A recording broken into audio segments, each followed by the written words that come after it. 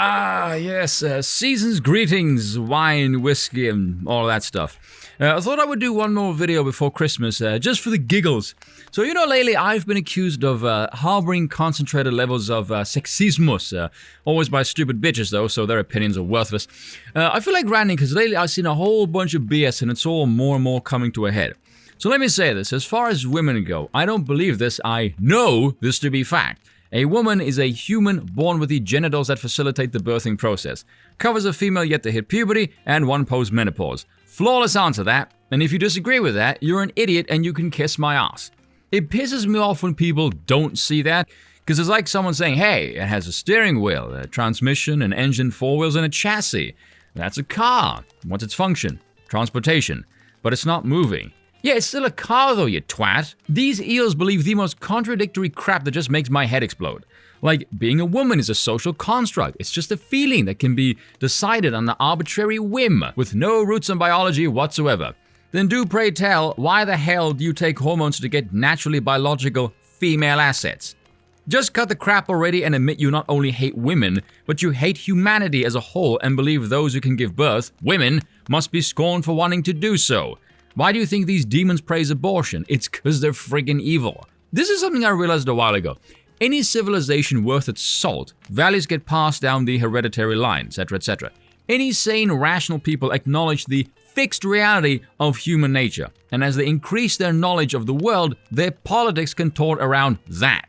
Whereas with the leftists, this is inverted. Their political ideology is rigid, and they try and contort human nature and reality to fit their politics, which is obviously nonsensical, which is why they come off as irrational and completely batshit insane.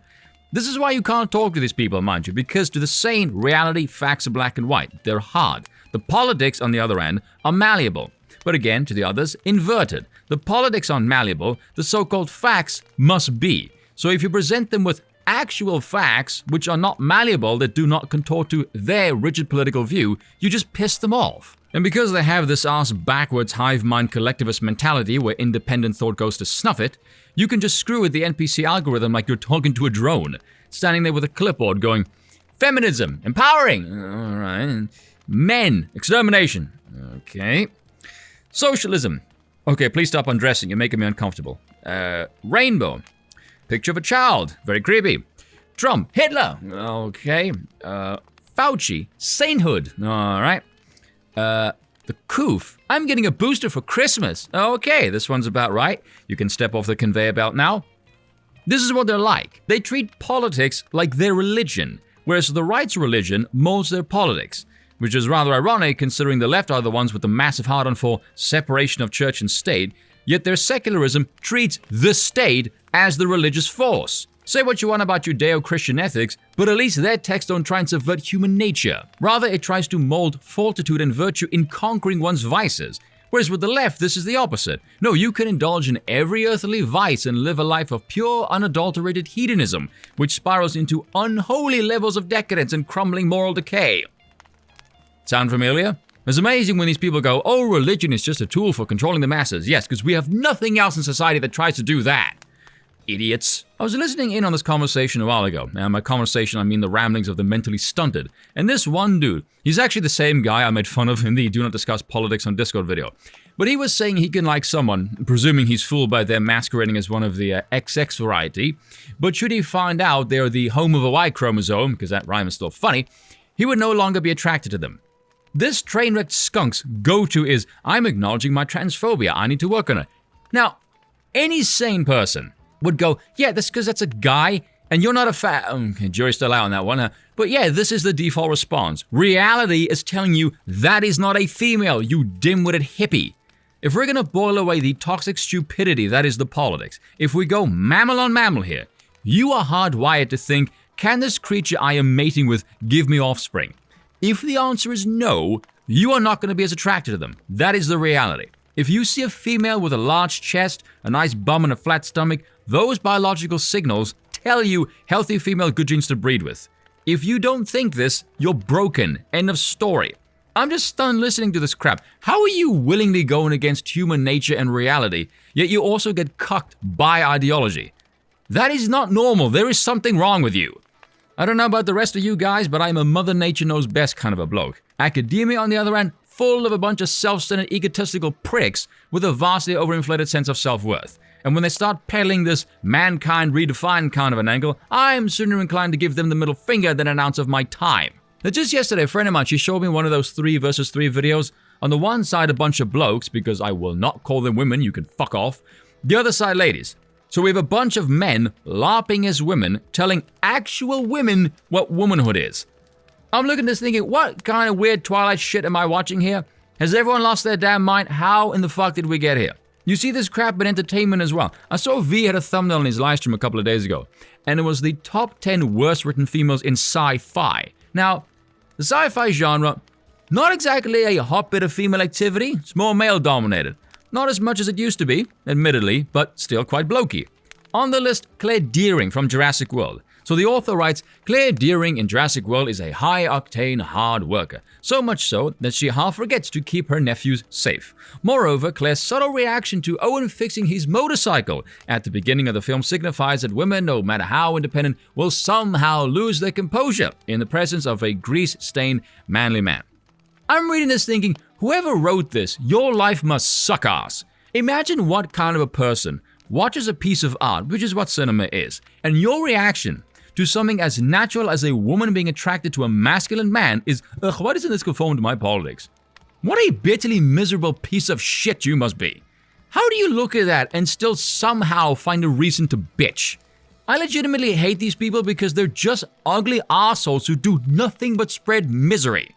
Next up was Padme from Star Wars. Unfortunately, the prequel trilogy failed to benefit from this new era of female empowerment. Failed is an interesting choice of words there, seeing as episodes 4, 5, and 6 are still vastly more popular than the rest, even if it is more dated with less special effects. It's almost like the narrative can stand the test of time better. Anyway, Padme Amidala was a proficient ruler and anti-Senate rebel long before she married Anakin Skywalker, but the story focuses more on her romantic relationship than her accomplishments.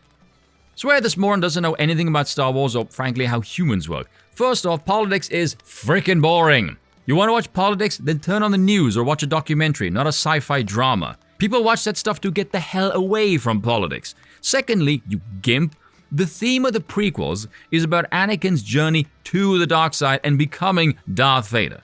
The Jedis are forbidden to get married because attachment is seen as an exploitable volatility, which is exactly how Anakin gets roped into the dark side because the Emperor claims to be able to bestow upon him the power to save his wife, Padme, because he has visions of her dying during childbirth. That's why. And the last one was Persephone from The Matrix Reloaded because Monica Bellucci's character doesn't have that much depth in the 6 freaking minutes of screen time she gets in the movie. That one just pissed me off. What the hell do you expect the story to do with her in all of 6 minutes, you pleb? Astonishingly, he, because the author is male if you can believe that, and I use that term extremely loosely, mentions the other females in the trilogy, Niobe, Trinity, and the Oracle, but let's somehow move heaven and earth to make a complex character that is not heavily plot-related at all in all of 6 freaking minutes. I can't believe I have to explain this, but not every character has to be complex and multidimensional, in the same way not every component in a machine needs to be multi-purpose. In fact, if you have a cast of characters who are roughly equal in their multidimensionality, the only variable that separates them then is their appearance. Oh, well done. So in an effort to create complexity, you wind up making them mundane. Genius. And Hollywood hates femininity. They see no strength in it whatsoever. Have you noticed they can only write strength through a male lens? And I said this before, toxic masculinity, when it's done by a vagina, becomes female empowerment, which is a fundamental misunderstanding not only of human nature, but also of your audience. The fact of the matter is this. There are certain characteristics that are more closely aligned with males, like strength, dominance, assertiveness. These traits echo through and are complemented by the male form.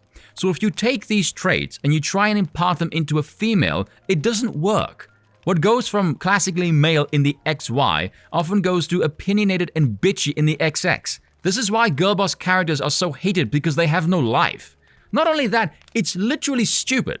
Having a female go toe-to-toe with a male in a physical world, she's gonna get mauled. A woman's best asset in this scenario is her sexuality, is seduction. Women claim to be smarter. If you're smart, that would be the wise go-to move. And I'm not saying you can't have a female character with these traits, but they need to have some aspect of femininity in order to make them, human. Perfect example is Jack from Mass Effect. If you just use her for sex, she shuts you off as just another jerk who uses her for carnal desire, like everybody else has. But if you romance her, she shows a softer side, which is a good story arc. Also a good underlying message there that immediately jumping into bed with someone does not produce a good relationship. Yeah. I bet none of you thought about that until I just said it, huh? If that aspect was absent, she'd just be a psychopath. Imposing and powerful, yes, but bland and one-dimensional. Let me just change the tone here for a little, if I may, because this is a pet peeve of mine, so I'm gonna say some real shit here. Ladies, you feminist wenches, you smash the patriarchy types, which considering smash means to fuck, it makes smash the patriarchy sound rather funny, but anyway. You can talk all damn day about women in STEM, equality, all of that nonsensical sloganeering bullshit. But hey, guess what? Demonizing men, a sexual revolution, throwing any shred of virtue you have out the window. Have you seen the likes of your thumbnails and videos? It is tits and ass everywhere. It's hilarious to see these idiots go, oh, we're strong and empowering women. We are more than just our bodies. Bullshit, are you fuck? Drop the pretense, you disingenuous bunch of bitches. And yes, I'm calling out the two-bit hussies who pull that BS. Same with the guys too, because there's a fair few out there. If there's a female they do a video on, if there's a picture of them with their cleavage out there, they will use it on their thumbnails. I'm looking at you, Jeremy. I'm not knocking his hustle. I like his content, but he does do that bollocks, and I don't play favorites. Now, in fairness to him, he didn't do that for Lorenz. Well, mind you, no one wants to see a 97-year-old's cleavage singing Swing Low Sweet Chariot on a thumbnail. Maybe it's because I'm getting older or because the place is saturated with this crap and the repetition is beginning to piss me off, but if I see a woman not doing that, I'm more inclined to click on something. Here's a good example. A while ago, I saw a thumbnail for Sophie Lloyd, who's a guitarist. She does shred versions of rock songs. So she did a cover of Man in the Box by Alice in Chains, and I am a massive Alice in Chains fan. And Jerry Cantrell's guitar tone is just, oh. I think that's a technical term for that. What the man could do with a single pickup G&L, godlike. One of my favorite songs, favorite band, I have very high standards. But Sophie's thumbnail, her with the talk box, no excessive skin, no cleavage, no clickbait, nothing. Instantly, I like her already. Watching her play, damn. The personal touches, the tone, the capability to keep the underlying theme of the song intact yet still adding the personal flavor, magnificent. I'm transfixed. Looking at her thinking, who is this gorgeous blonde goddess and does she do her own mixing? Because if she does, my hat's off to you, my dear. Very impressive. More than does the song justice, and her sound gives me a warm feeling in my tummy. She also did the shred version of November Rain with this groovy little transition from the first to the second solo. I must have listened to that at least 20 times, hitting back on my keyboard repeatedly. Just little touches like that make things pop are so underappreciated. Another one is a girl named Gamazda. She's a Russian pianist, also does rock covers. Again, goddess of beauty. When Russia does good genes, my word do they do exceptional genes. She's doing Ozzy's Crazy Train here, and yes, she does Randy's solo on the piano, which is just insane. I'll link them both down below, go check them out. The point I'm trying to make here is this. I like the ladies who can accentuate their femininity as an accessory to the performance without it drowning the class of the spectacle. They can still lead with the talent, and I can respect that. And before anyone says, oh, Spoon likes the creative types, yeah, I do. Whether it's in the kitchen or a canvas or an instrument, we'll always appreciate a lass who can thrill with skill and not just have looks that can kill. Oh, hey, that rhymed. And that is all for today. Thank you all for watching, and don't get too drunk on Christmas.